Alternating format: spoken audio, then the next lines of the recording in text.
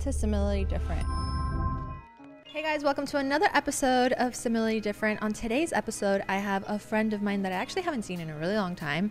But when I thought of someone who is an entrepreneur, has worn many hats like myself, and has a story of her own, I was like, this is the person I gotta have on. So ladies and gentlemen, welcome who I know as Nora here. How are you? I'm good. How are you? I'm so excited to be here. Seriously. I'm so excited to have you because recently we had reconnected for a project that we'll be talking on later in the episode that she's been working on privately. Yes. But I was like, oh my God, I genuinely love women that do so many things. And I don't think the regular person knows what you have all your hands in on. Yeah, no, I don't know. I think people are like probably confused, but like, I mean, I think that's also a part of being an entrepreneur, you know, you're just doing like so many different things. You're really focused on just getting the job done. Yeah. So I would love for those that don't know who you are to know a little bit about you. Some people may be like, oh wait, I recognize her face from association to this or association to that, but I want to know like who you are today. And you know, that's more of an extension, but today's about you. Okay. So I'm Nora, and I am a multi-hyphenate entrepreneur. I like building things, and so businesses, brands, etc. My background is in like entertainment and marketing. I've worked at like, you know, some really big media companies. I was at Awesomeness TV for a long time, which actually that's how we met each other, through a mutual friend. We worked there together. We love Sarah. Yeah, love Sarah. Sarah's amazing. Shout out to you. And then I've also like worked on the marketing side of things at agencies, where I've like really been a part of launching brands and campaigns. Currently, I'm business partners with Keke Palmer, who's also my best friend, and we launched KeyTV Network, which is a digital network where we spotlight the next generation of storytellers and creatives and entrepreneurs. So we're really focused on platforming people and democratizing entertainment, really to provide access, and not only like access, but like education to people so that they can thrive in whatever like creative endeavor. And then outside of that, I also am the founder of CAZZA, which is a next generation dry shampoo brand that we have right here. Oh, yay. And I've been trying it out, the sample. I love it. Yes. I actually used it today. I was like, oh my God, my life has just been so crazy and busy, and I'm like, I need to spruce up my hair. So yeah, that's me in a nutshell. I'm very curious. I have so many different interests, and I think it's important that we don't like limit ourselves, that we try, you know, that we really explore all that life has to offer. Where do you think you got your interest to get into the media department as a whole? Because you said you started your journey with Awesomeness. Yeah. So where did that come from? So actually that came from entrepreneurship. In college, I was actually like pre-med. I thought I would be like a pediatrician or an OBGYN or doing geriatrics. So I was like, oh, I like the beginning of the lifespan or the end of the lifespan. But then I had a patient that like passed away when I was in college, and I was like, I don't want to like, I don't know if I have like the emotional capacity to be doing this for the rest of my life. So I just somehow was taking a like communications course like as my capstone in college, and got introduced to entrepreneurship. And I was like reading about all of these different founders who were doing really interesting things, but also like impacting the world, you know? So I started to think like, oh, you know, when I wanted to be a doctor, I wanted to do it because I wanted to leave an impact and I wanted to help people. And I can do that still, but through a different like medium. So I like started exploring entrepreneurship, and when I moved to LA, I started working on this app called Hooked Fashion, which like was a social shopping app that I had in mind. I thought like, hey, you know, I'm always curious like where people are shopping. I always need new places to shop, so why not like create this app where people can like share and discover new places to shop. And so I was working with different like creators on the app, getting them to, you know, post and create content. I was so young. I was like 23, but you know, I don't know. I was like at the height of Snapchat and all these other companies. And I'm like, these guys are so young and they're founders and they launched an app. Why can't I? And I met like an engineer and we started building this together. And that's also when I discovered Awesomeness TV, because a lot of the creators that I was working with, not a lot, but some of the creators I was working with for the app were also signed to Awesomeness TV. And I saw that they were like producing content, and they were just like doing a lot of really interesting stuff at the height of like social media. And, you know, building apps is like really difficult and also really expensive. And so I was like, okay, I think I've taken this as far as I can take it. And I think that's like really important for entrepreneurs, knowing when to like stop something. And so I then started exploring opportunities at Awesomeness TV, and they actually loved that I had this like social shopping app and that I was working with creators, and I was already doing, you know, some of the stuff. And then I just started working there. And where do you think your entrepreneur spirit came from? Just life in Milwaukee. I'm from Milwaukee, Wisconsin. I think just like growing up, you know, in the inner city, I was adopted. So I was like in a program called Kinship, which I say is like foster care adjacent. So which just means you're like raised by your family. So I was raised by my great aunt and uncle. And I just think like growing up in the inner city, not growing up with a lot of money, naturally you just kind of have like a instinct to survive. So really like my entrepreneurial spirit comes from just the instinct to survive, like knowing that I don't have like a backup plan. There's no one that I can call on outside of myself. And so I believe that, you know, I have to create the opportunities. No one's just going to hand it to you. Yeah. I think there's like two ways that people end up when they do grow up with enough to live, because at the end of the day, like, you know, I grew up also in low-income housing and not in the best, but I also didn't go without. And you don't realize at that age that you don't have. But I think that there's two ways that you can have a mindset in, which I really love, that I end up always gravitating towards super entrepreneurial women. But it's the mindset of small town mindset. Okay, this is what I have. I don't really want to expand, and it is what it is. Or like, but I want more. But I want more. Like, what else? And like the intriguing factor of, why can't I do that? Exactly. And that no's is not really a word in our vocabulary, but more like, why not? Exactly. Yeah. And knowing that, like, you know, I'm sure for you, like, probably wanting to like help your family, wanting to help the people around you. Like, I never went without either. Like, I was surrounded by so much love. I didn't really know my situation until other people like really, you know, brought it to my attention. Or, you know, when you get older, you just start to see like differences. But still, that was like motivation for me. That was like, you know, okay, I have like so many resources. I know that I'm brilliant. I know that I can do so much more, and I'm confident, so why not? And that really like has been me since I was like a young kid. I love that, because it could definitely be the opposite. Yeah, exactly. Now, you did Awesomeness, you went in there. When did you know that you wanted to start working with Keke? Were you already friends with her at that time? Well, actually, we met each other at Awesomeness TV as well. Okay. Yeah, so we met each other there, and we were working with each other at Awesomeness TV. She was signed to the network, and I was like her like point of contact there. And so we produced a digital series there called That's the Gag for her YouTube channel, which was amazing. It was a mockumentary. And then we just like built a friendship from there. And we, after I left Awesomeness TV, we didn't work together for a while. We were just like friends and would just do like, you know, girl things. And then one day we were just, we had like a lot of just different ideas that we were brainstorming and thinking of.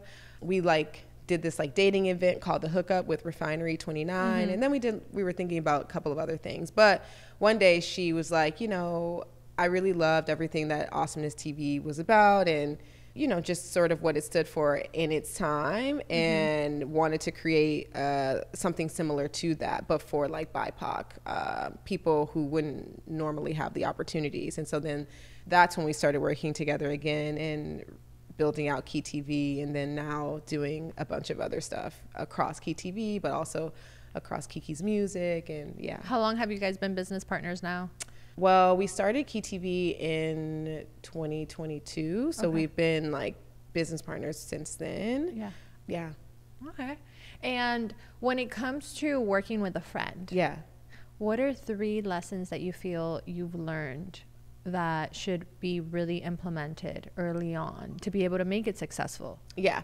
I think remembering that you're working, I think that's really important. I think you have to work with people who are really dedicated to the work and as passionate as you are about the work, you know, like, and understanding that there is a time and a place for everything. So there's a time when you're when the friendship is first, and then there's a time when like the work is first.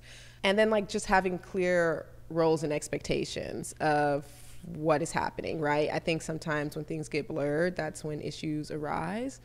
And then trust. I think trust is like really important too. Yeah. You brought in this partner for a reason. It's another arm of yours rather than a negative. Exactly. I love that. I think that with me, and like specifically Courtney, it's the one thing that I always tell her. She understands me without having to say it, from the minor detail all the way to the big picture things, where I don't have to convince you. And I think it's so important in a business partnership to have the end goal, but also the current vision intact. Exactly. Because if not, then you guys are building two different things at the same time. And then and then that's where the trust comes in. Like, you really just have to trust the people and care. I think people don't care, and then there's like a lot of ego involved and maturity. And the respect too. Because if I'm bringing you on for something, I obviously have a respect for the way you do things. And sometimes ego, maybe, there's sometimes, especially in the podcast world, you gotta put in your work first and their money, and then things come up, and I think sometimes people just don't see the vision. But also, it's like, if you've built X amount of shows in the past and they've been successful, then I'm bringing you on for a reason. And I know your expertise, and I got to trust that. I think that's really important. Mindset. And then now that you've been able to work on digital, you've been able to work at a media company, you've now created a network, you're, I'm sure, working on so many other things. What was it for you that said, there's a product missing, and I think I need to put back my entrepreneur hat, even though I'm doing so many things right now and like still building things out. And I want to create a hairline product. And I want to start it off with dry shampoo. So CAZZA actually is like years in the making. I was thinking and brainstorming and ideating on CAZZA before I even started doing KeyTV and all of the stuff that I'm doing there. At the time, though, when I was originally, brainstorming and working on CAZZA, I was thinking about like a styling gel, like a hair gel. I knew I always wanted to do like styling products, because that's just who I am, right? I love like getting my hair done. I love moving between different styles. I love all of that. And also I'm a person that likes to think through like white space opportunities. We already have enough shampoos, conditioners, hair oils. People are already doing that. People already feel happy about those products, and that's great. I don't want to do another shampoo, conditioner, hair oil. So I always knew styling was like the thing that I wanted to do. But it was like maybe like 2 years ago, I was on a trip to Miami, and I had a hairstylist like do my hair. And I live a really busy lifestyle. Like, my life is really trains, planes, automobiles. I'm doing too much. And I remember the hairstylist was doing my hair, and he was like complaining that it was like really oily and whatever. And he's just like, you could have like, you should have washed it. And honestly, he was doing me a favor when he was doing my hair. It was just kind of like I was in a rush and I was going to be going out. And so he's like, I'll help you. I'll hook you up. But while he was hooking me up, he was like insulting me too, telling me that my hair was like oily. And then I remember he like took out a dry shampoo and like sprayed it on my hair. And then I was like, oh, what's that? And he's like, oh, it's dry shampoo. And it made a difference in my hair. And then he was able to like do it, and it looked like I had like, washed it. It just looked refreshed. And I remember thinking like, I never even thought that I could use dry shampoo, never even used it, never even thought it was a product for me, never even, there was like, I had so many questions. You know, and it's crazy because when you sent me this one, I was in the house with my friend. And I was like, oh yeah, my friend's starting a dry shampoo company. And she was like, oh, so I was showing her your profile, and she goes, she's black. And she goes, black girls don't wear dry shampoo. I know, And I was like, really? And she was like, yeah, girl, we don't wear dry shampoo. And she was like, so I'm really interested in the fact that she's coming out with a dry shampoo line, because she's like, we don't wear dry shampoo. And I was like, one, I never knew that. But like, two, I guess I was like, wait, maybe this is why she's creating it, because she herself wasn't introduced to dry shampoo her whole life. Exactly. Yeah. So, I had no idea, like me personally had no idea that I would have never like picked it up before, you know? But then I was like, well, that's like an actually an opportunity, because we care about, you know, refreshing our hair. We definitely care about elongating, extending the you know, our hairstyles, because we invest so much money in our hair. So like, and protective as well. Yeah, exactly. So I'm like, this is a product that is really useful, but you know, we need to be sort of introduced and educated to the fact that it actually is a product for us, and it can be for us. So then I just, like I said, I started doing all of this research. I started finding out about just what dry shampoos were on the market. Obviously, a lot of them were like aerosol cans, sprays. And then I started seeing that there are, you know, Black women who do use dry shampoo, Black people who use dry shampoo. But like a lot of people don't know that they can use it. So I was like, you know, that's really interesting. I want to create one.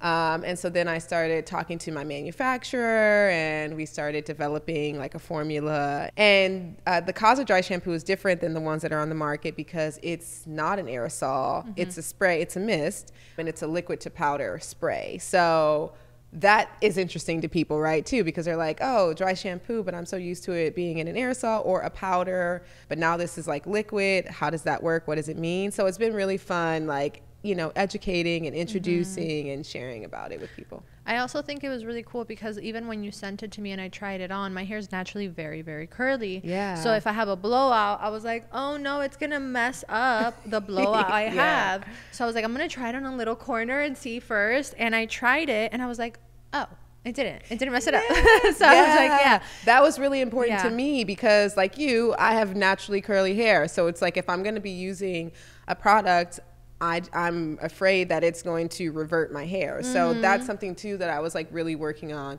you know, my chemist, with making sure that the product doesn't. Obviously, because it's liquid to powder, if you oversaturate your hair, you know, but that's where like the education comes in at. And I'm always telling people, you know, a little goes a long way, because it really actually does. You know, you don't need to be like oversaturating your hair to see the difference and feel the difference of the product. And when you visually think about it, it's like if I spray the liquid and then it's going to turn into powder, when I'm massaging it in, that's where I'm spreading the product around, you know? So instead of like saturating one area, I'm like, okay, let me go wide with it and then maneuver it. And I didn't feel, because my hair also, like, I put on heat protectant when I do a blowout, and then I'll put like maybe oil in my tips, and that's it. I don't like putting a lot of product, because it won't make my blowout last as long as it normally does. So when I put it on, I was like, okay, she told me a little bit goes a long way, so let me try it. And I was like, I'll know, because my hair will either hold the product and then clump, or it'll just like sit with it. And it absorbed it enough where it was like, you're giving me something, but now you're giving me something and now I'm clogged. You know? So I like that a lot. And I like too that it like kind of feels like hydrating a little bit, right? Like it feels like, okay, like it's just not totally drying your hair out. And that's also intentional, because a lot of the other dry shampoos, they have a lot of alcohols in them. And so it's just a better for you option. And I've just been so excited to like share it with you and to share with everyone, and just to see the feedback so far has been like, how many rounds of it have you had to go through it to get to? So I mean, I went through a few rounds. I probably went through, I would say like 4 to 5. And a lot of it was mostly just around, just making sure that it's a product that I can, you know, use, you know, making sure that it's inclusive by design. That's really important for what we're building, what I'm doing with CAZZA. And when are you thinking of releasing it? So my goal is that I can do a holiday release this year. So I've been working through all of the packaging design. I'm not sure if I shared. Well, I saw it on your story. Okay, yeah. So you're actually wearing the colors of it. I'm wearing the colors. I'm in the brand colors. I am really planning for a holiday launch right now. So everything I'm doing is just like gearing up for that. How does it feel to step into an entrepreneur spirit as a woman of a product rather than a company, an app? You know, it's totally different. It's actually something physical that you can feel. It is totally different. And, you know, it's like really exciting, but also scary at the same time, because it's like a product, right? And like people know it's physical. You can use it. So immediately you know what works and what doesn't, especially when it comes to hair, especially when it comes to like makeup, you know? So it's kind of like hit or miss. So that has been like interesting in terms of like sharing the samples with people and like collecting, you know, feedback and all of that. But I love it because I'm also like, you know, I feel like it's building community and people are feeling like they're a part of the brand. And I think that differentiates products and brands today for sure.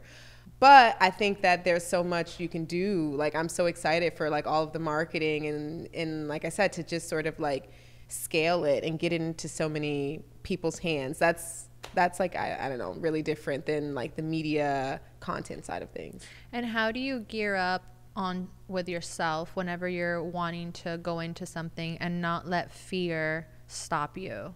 I just do it, and that doesn't mean that I'm not scared because I do it scared. You know, I think all like the world that we're living in, everyone's like anxious, you know, it doesn't matter like who the person is, and especially because of like social media. So anytime, I don't know if you feel this way. I'd be curious actually, because you post way more than me, like, you know what I mean?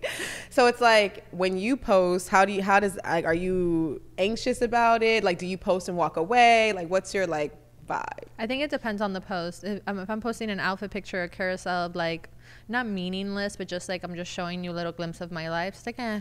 But if it's like an important post, like for example, the day that you're like, it's live. Yeah. That's a definitely post and throw away the phone and run away, do a lap around the circle and then come back and be like, do I have at least one like? Like, yeah, you know? I know. Yeah. But then I like watch a lot of people that I admire, whether it's through their podcasts or, you know, people who are just further along than I am.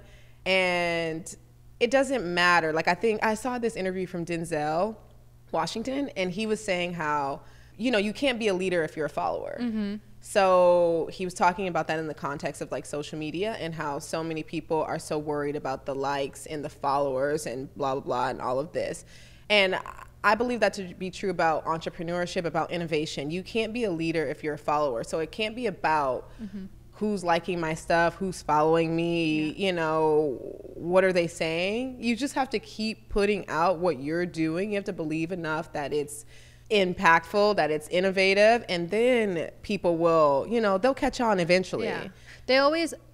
I saw a quote that said, allow yourself to be cringe, because once the cringe becomes cool, they say they were a fan since the beginning. Exactly. And I'm just like, and then in the same token, I don't know if it was the same interview, but I saw a Denzel interview where he was like, people are too opinioners.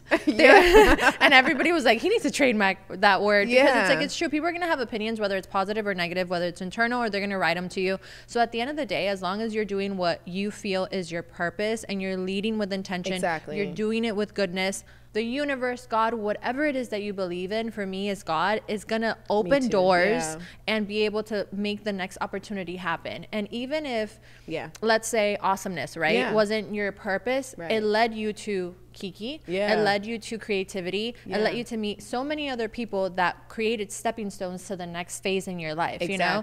And like, we're all so young. We're so young. We have so many years to be able to recreate ourselves continuously in so many different ways.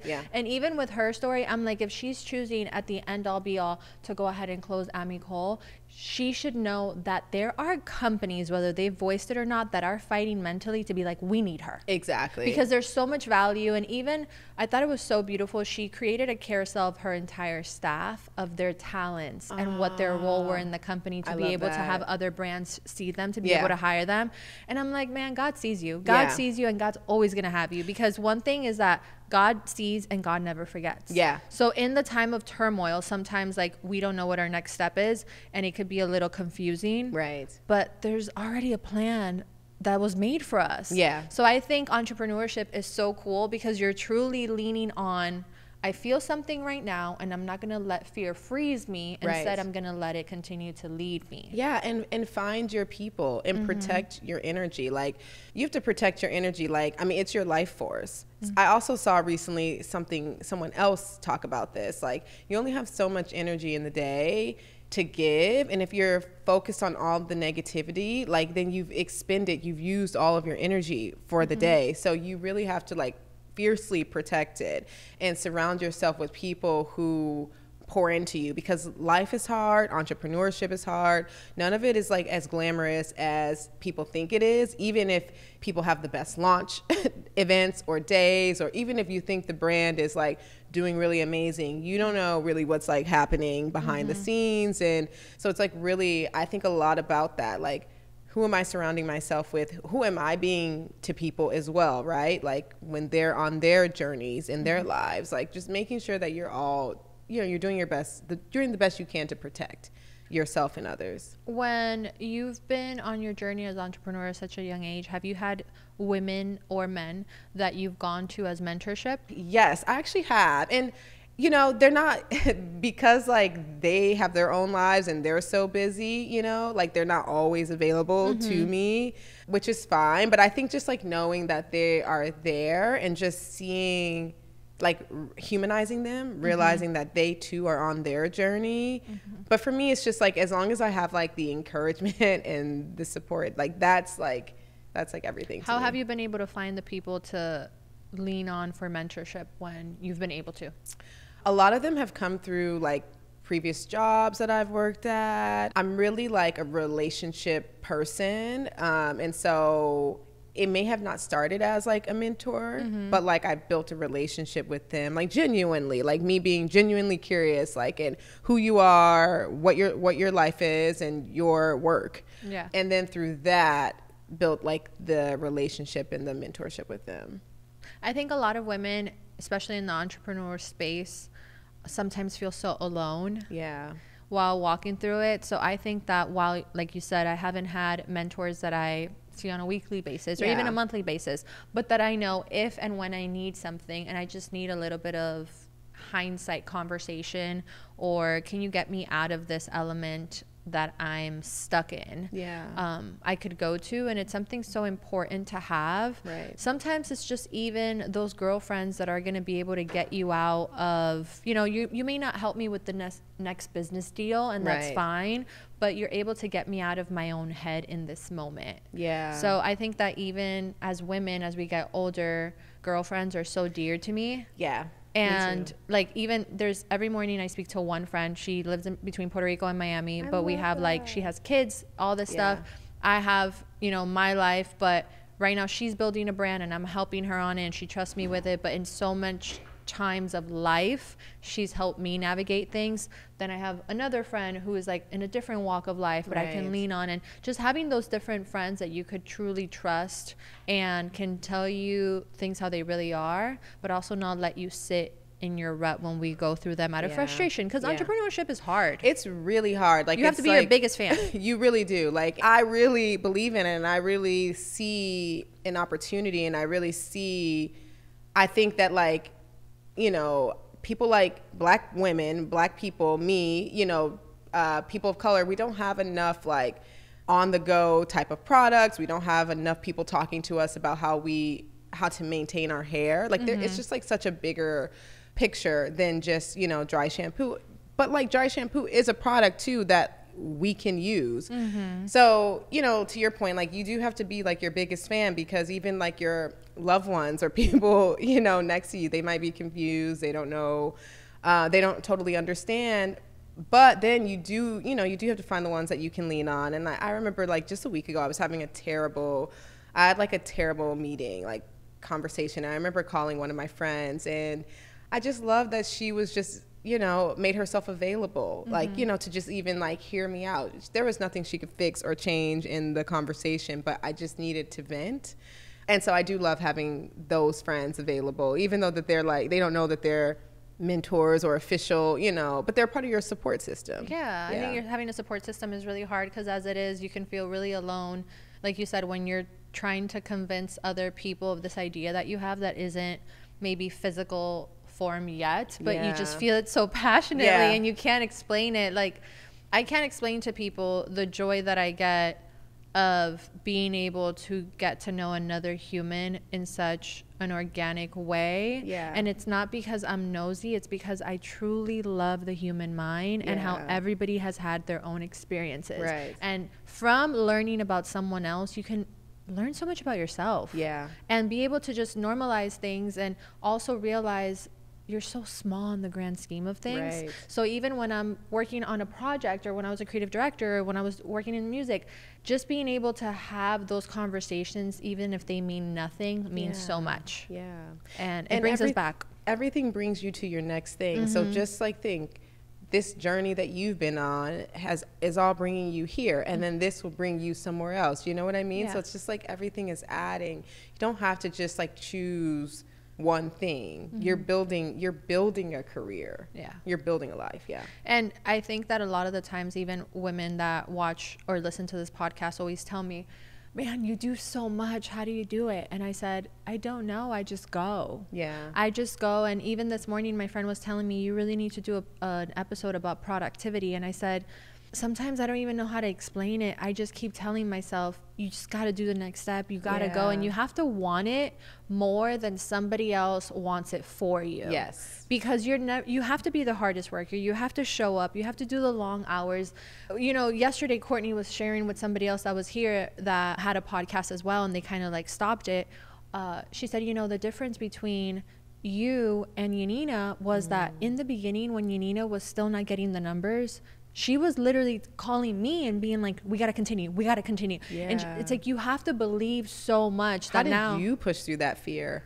I think for me, I can't live with the why not. Yeah. And I can't live being 80 years old and saying, but what if? Right. What if I would have pushed like one more month? Yeah. And I agree with yourself in you have to know when to be able to shift and go on to the next thing. Right. Don't put yourself in an insane amount of debt. Don't put yourself where you're depleting yourself and crying. Like I film really long episodes for like days. Like today we have 7.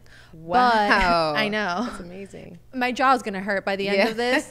One person I dated one time told me, wow, you talk a lot. Best believe I'm talking a lot today. But like at the same time, I'm going to have a month and a half break off the podcast. Yeah. So it's just figuring out, like, you have to push through those really long hours, but know how to recalibrate yourself. Know that it's a season of your life for a bigger picture. Exactly. And I just can't live.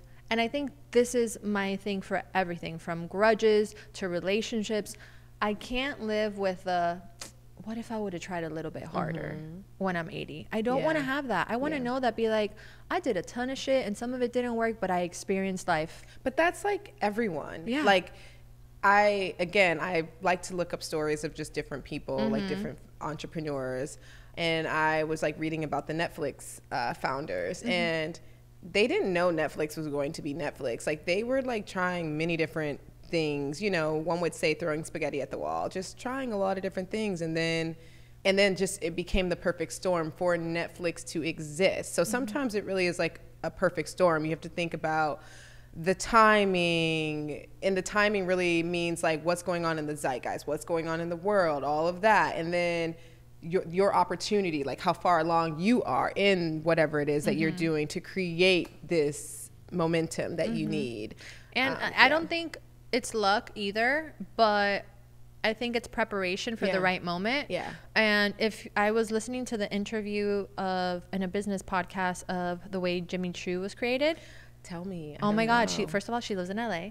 And I was like, I really want to meet her, because she started with just going to Italy and went to this little random old guy maker, and his name was that. That's why they named the shoe Jimmy Choo. And she ended up getting it into Sex and the City in the beginning of Sex and the City, not knowing it was going to ever be on the show. Amazing. Not knowing that Sex and the City was going to be Sex and the City. Yeah. So even with her, she went into debt. She asked for less from the beginning. She ended up losing creative control of the brand like years in, but in her whole story she was like, this was supposed to happen.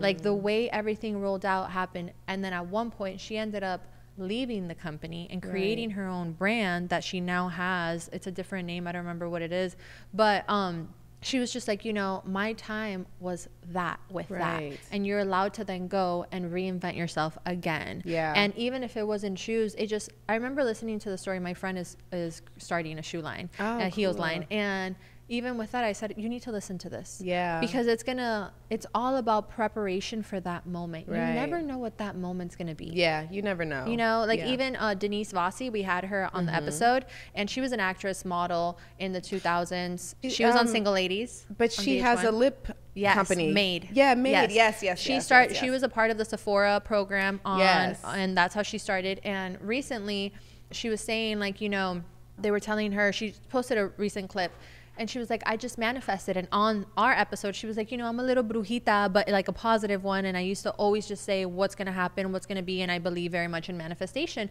But she's like, but manifestation with hard work. Yeah. And you just have to see yourself there. And I truly believe you can work hard, but how you were talking earlier about negative energy, if you're working hard and being like, this is not going to work, you're messing up the frequency and you're not trusting God. You're not trusting that you have value. So you got to figure out, which one are you going to be on? Are you going to put the hard work and be like, I'm open to the possibilities that this can bring?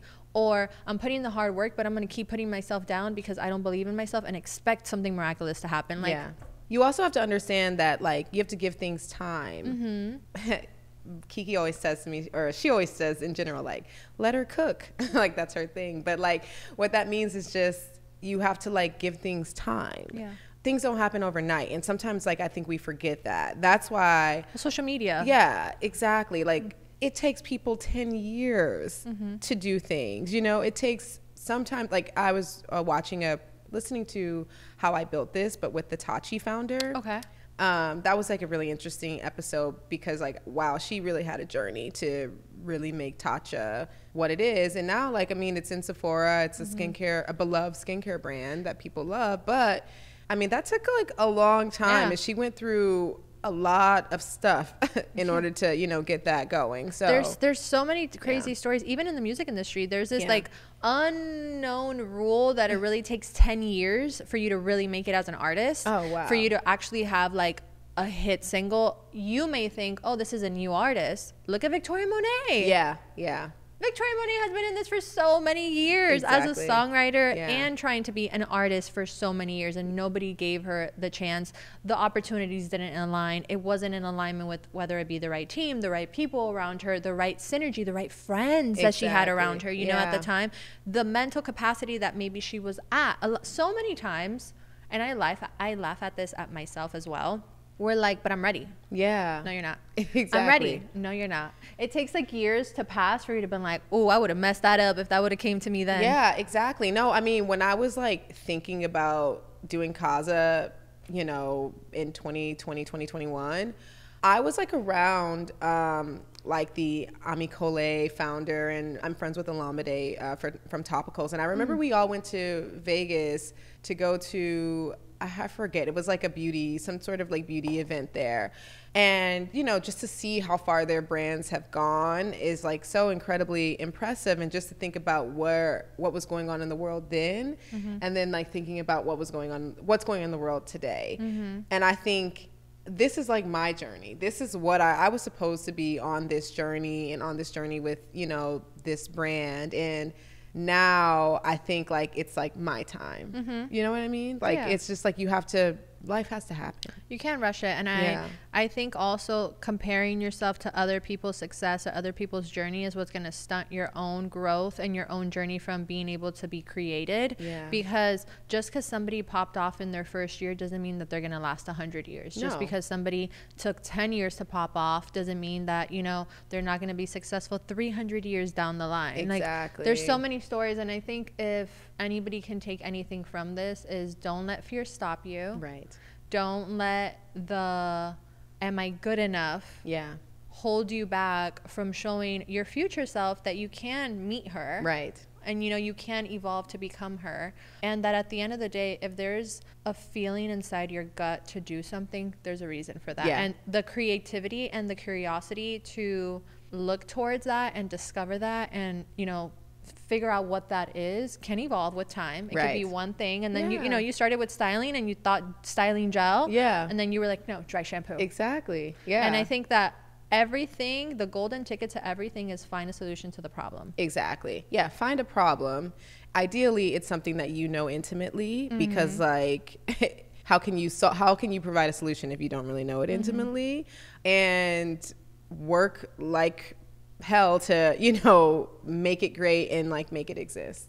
Yeah. Well, I love your story. I love how you were able to come up with this, and I can't wait for it to be packaged and ready for everybody to be able to experience it. Yes, and people can actually join our wait list. We have a wait list. Yes. I'm calling the people our CAZZA insiders. That's our community. I'm still sending out a few more samples before we launch, but like only limited. But yeah. How do they become a part of the CAZZA Insiders? They can follow CAZZA Dry Shampoo on Instagram, and then there's a link in the bio to join the waitlist. Okay, so we'll make sure to add the link in our notes of the episode so that they can just click on it right there. And then the link to the Instagram. Is there anything else besides CAZZA that you're currently excited to work on? Just everything KeyTV that we're doing. So we have so much content that's coming out. We just released a glam series called Glam Through the Ages, where it's like it's history meets like glam. So Keke's being transformed into different eras. So like 1955, 1971, 1990. So we have a ton of content that's getting ready to come out on KeyTV, so I'm really excited about that. We also just launched a mentorship program with an agency called Special USA. They're an advertising agency, and they have a program called Special Academy where they're mentoring the youth, people who are, you know, interested in entertainment or marketing, and giving them like real access and opportunities to real industry people. And so we're collaborating with them this year, and we just finished our like production day with the students, so that's been really great. And honestly, I'm also really excited to get back into like my own personal like health and wellness like journey and vibe. Like that's just like a personal goal for me. But yeah, just continuing to scale and grow and build the businesses. And do you ever have time to date? No. I'm like, I don't. There's like a dating epidemic, don't you think? Yeah. There's like a real problem. Someone needs to come up with a solution for that. I don't know what it is. It's called social media is the problem. I think social media made it where things are just so easily interchangeable. Life is just a like away, a swift away. If you don't like somebody, you just can look somebody else on your explore page. If you're verified or have a look, you can just, you know, interact with them quickly. I personally am not like a person that goes into my DMs to conversate. Yeah. Especially with men. Right. I'm like, stay over there. But, you know, I'm sure it's a little like, ego boost. I'm just like kind of like delusionally romantic. It's like I just really want to, like, I need to be courted. I need to be like feeling the romance and the consistency of that romance, and people just aren't bringing that. Yeah. And then I don't know, I'm just like, I just want it to be like romantic when we meet, or maybe someone can just set me up. You know what? Wait, are you into like arranged situation? You're like, wait. I mean, like I'm saying, like through a friend, you know, like friends. Like maybe it's just like. What are your 3 non-negotiables? Oh my gosh, I need to get some. This is like such a hard question. I do have some, but I feel like I don't know why I thought this differently. I thought you meant like I need to get some like. Oh, I was like, what? No, I'm like, I need to get some non-negotiables. Meaning like, I need to get an answer to this, because I'm asked this quite a lot. People are like, oh, what is it that you absolutely don't want? Okay, well, you girl, that's how you got to start. You got to manifest it by writing it down and being like, I want a man that does this, this, this, and does not do this. I need to focus on it. I'm not even focused on it. That's the problem. So that's why I don't have any like, you know, I don't know the answer to that. But I can say what I enjoy, what I like about a person. I definitely need someone who's like ambitious and like a protector and a leader. Like I need that. I need to be able to like trust you, and I need to know that you are, you know, that it makes you happy to make me happy, and to care and to show that you like, you know, you want to be in this, like loyalty. I think I deal with the issue of a lot of people want an ambitious woman and want a working woman, and then they get one, and then they kind of either want to shrink her, or they're like, you're always busy and you're doing this, and like, why can't you do this with me? And I'm like, this is what attracted you to me. Yeah. I'm so confused. Exactly. Yeah. Like, yeah. I would love a soft life, and I want a soft life, but still be able to do my passion projects. Exactly. Do you think trust should come in the beginning of a relationship, or do you think trust is earned? I do think trust is earned, but trust is earned for sure. But I want to be able to trust you at the beginning of the relationship too. Yeah, I think so too. Yeah, it's like you will earn more of my trust, but I still need to like know that you're a good human being and you have integrity. Like, integrity is huge. People don't have that today. I know. Yeah. Well, if you're single or know somebody that might be a good... No, I don't want to be hooked up this way. I'm kidding. When there's a will, there's a way, and Yeah. the right man will do what's need to do to get your attention. Yes, absolutely. Well, thank you so much for being here. I love chatting with you, and I can't wait to see what the brand has to come, what is going to be coming from the brand. I can't wait to see everything on KeyTV. Yes, And, thank you. Well, I hope you guys enjoyed this episode. Seriously, this has been amazing. I've been so excited to I've been watching the episodes, and just seeing it online. I'm like, I need to be on the podcast. Yes, I'm so glad I was able to have you on. So next time you'll see her on, the brand will have launched. It'd be great, and we're going to be here to talk all about it. So yes, I love that. Thank you so much. I hope you guys got some gems from this episode, and until next time. Bye.